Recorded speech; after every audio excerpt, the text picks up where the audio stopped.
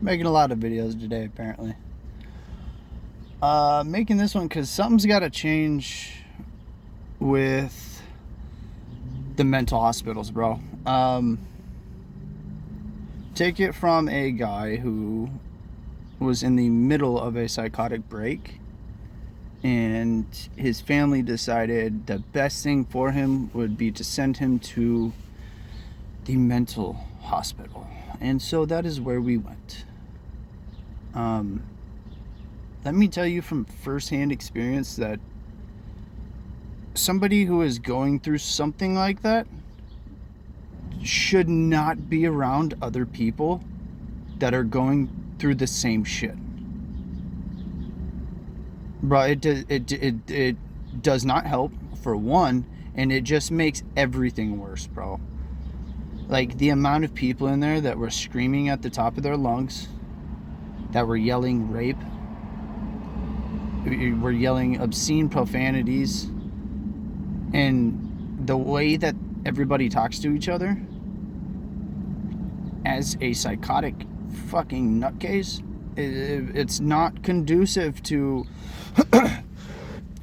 getting back to being sane. I can guarantee you that. It's not. Even though even though there's some people there that are, more far gone than others, and so those ones who aren't that far gone can kind of help the other, bro. It's not.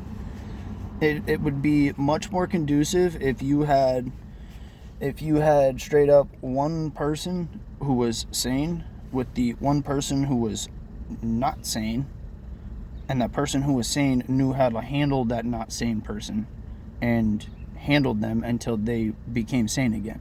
Like, that's quite honestly the only conducive way to doing it.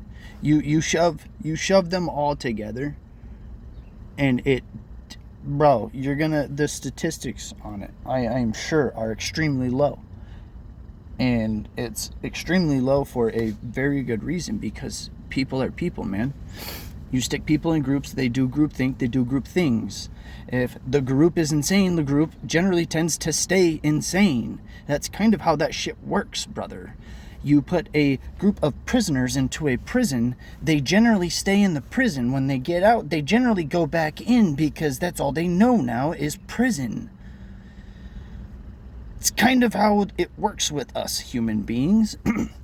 So when you shove a bunch of nutcases into a nut house, it's very hard for anybody to get their fucking nut back.